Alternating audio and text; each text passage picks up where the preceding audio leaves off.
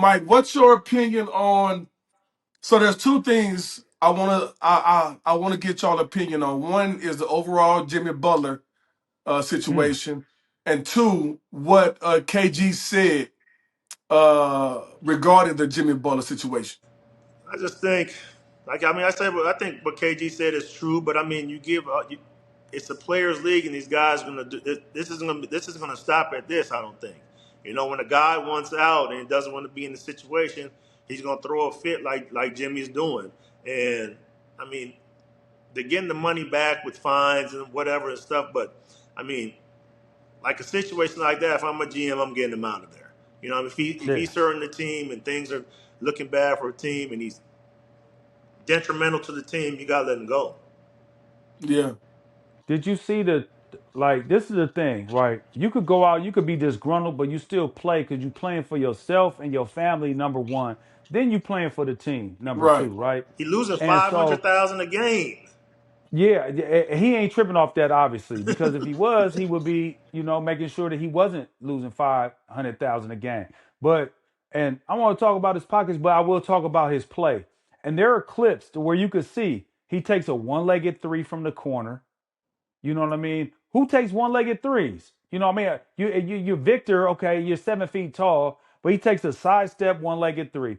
Then he comes down, he goes like tries to make an entry pass, like when you initiate the offense to the wing, throws it right out of bounds, straight out of bounds. So we all know this. Those are the clear fuck yous Yeah, sometimes. You know yeah, what I'm saying? And yeah, at the end of the day, one thing for sure, two things for certain, Pat Riley's not finna allow is to get fucked. He's like, no, no, fuck you. That's how it usually goes with him, no matter what. And that's the reason why this team, the Miami Heat, has been good for so many years under his coaching or under his GM because it's the way you work. It's about being professional. Now, if you're disgruntled, okay, cool. You don't feel good about coming to work? Okay, cool. But just come to work, handle your business, and go home. There's a lot of yeah, people yeah, in this world that go to work every single day that's working 9 to 5, that's making. How about our teachers in this world? They yeah, got to yeah, go for deal with sure. all these badass kids, and they still is over there trying to teach them because they just trying to reach one or two of them, right? Yeah, So yeah, um, I don't like the way Jimmy is handling it, and because of his track record, we talk about Chicago, Minnesota, Philadelphia.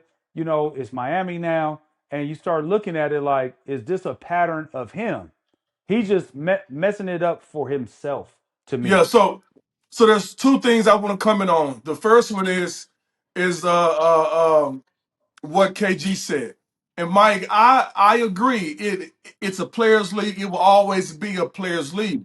But these owners will use that as ammunition to not guarantee so many years on the contract, especially as the cap goes up and you have somebody making $300 million plus in 5 years. And so where's the security of the owners? But these type of what KG said, I agree 1,000%. Like if you sign a contract, be a professional and honor it. And if you want to leave, there's ways to go about doing it. Otherwise, the alternative is we're not gonna guarantee you 5 years, maybe 3 years, maybe two, whatever it is. But the owners can't keep going through this. Secondly, what really pisses me off, and I don't know all the backstory with the Jimmy Butler, so I'm not gonna talk about it. I'm only gonna talk about what I see. But if I see it, so does these young athletes see it. These amateur, these high school kids, these AAU kids, and these college kids, and that's why the game is where it is right now, because they are just emulating what they see. Whether it's a jump shot or what this lack of professionalism, right? These are what these kids are seeing and they're emulating, and for me, that's the bigger picture. You know what? That part right there. I see where you trying to go with it, but I can't lean all the way into that second part of what you asked. The reason Yeah, why is because if you think your son is gonna act like them, no, why not? Because he's getting taught different. but you You got to know, realize real quick, Eddie. Basketball and football, the majority of the athletes are single parent homes. I'm gonna say that's bullshit now because that was how it was when we was coming up.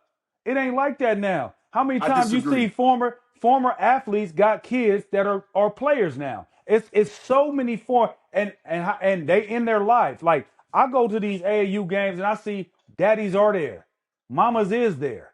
You know what I mean? Mom and dad are there. Even if they not together, guess what? They both there supporting the same way. You understand what I'm saying? Like, yeah, maybe back in our day when we was coming up, like that was it. There was a division in the household for a lot of people in households. You know what I mean? But to right now, today, I see both parents at all these AAU games. I see both Well, I parents don't.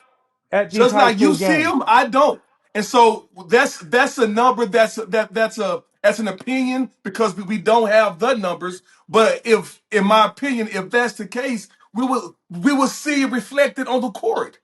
We don't see the But you, but you, but professionalism. you, You know what I'm saying? but but but the kids get it from watching the games. You know, what I mean, Exactly. they watch the pros.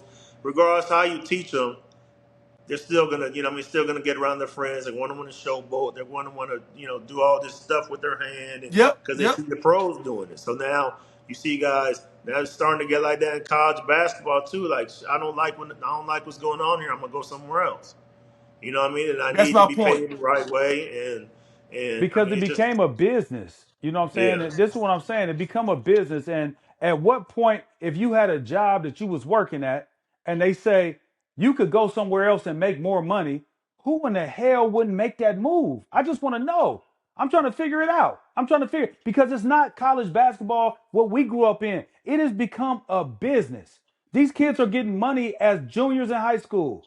Okay, so it's a business. This is totally different from what we grew up in. So I as agree. OGs, we gotta kind of spin our thoughts, take a 180, and be like, "Oh shit, this is what it looked like on this side," as opposed to what we knew what it looked like on that side. You know what I'm saying? So to me, that's my whole thing. Is like I understand. I'm entrenched in it, right? I just went through it with my oldest son. I'm going through it with my twins right now. They're juniors in high school, and I see how all of this shit is changing. Everything is about monetizing, and it doesn't matter. Like shit, a motherfucker might have a offer to North Carolina, right? And turn that offer down and say, guess what? I'm gonna go to South Dakota State because they're gonna give me 7 million. We just see AJ DeBanster do that. He going to BYU. This kid could have went to any school in the country, but because they offered him X amount of money, he's going to BYU. Well, Yeah. Yeah. BYU Yeah. been Everything is what transactional. Mike was Everything is transactional. BYU. Mike, you had every school in the country, right? I didn't have every school in the country. I had a lot of schools in the country, but not every school. You had every school in the country. Would you would have ever picked BYU? Never.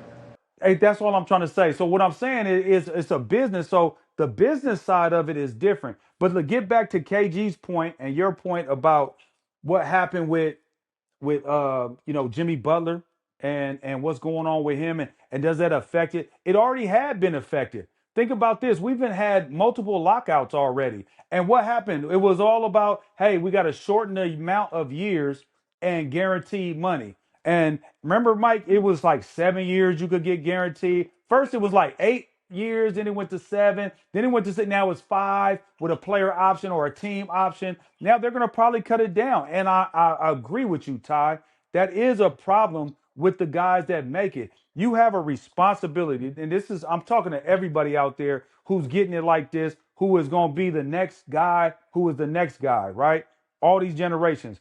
Once you get it, you are setting it up for everybody else. You are setting a standard for everybody else. And if you sit here and jag it off, fuck it off, and make it to where they're like, well, why would we do it? You're just pushing back everything that Bob McAdoo did, that anybody that played in the Yeah. in the past did all of these things to set it up for you. Now do you reverting back to where they started at?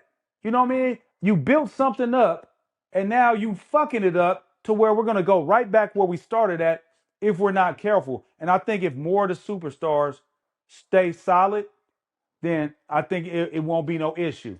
But if they Yeah. don't, there's gonna be a problem, man.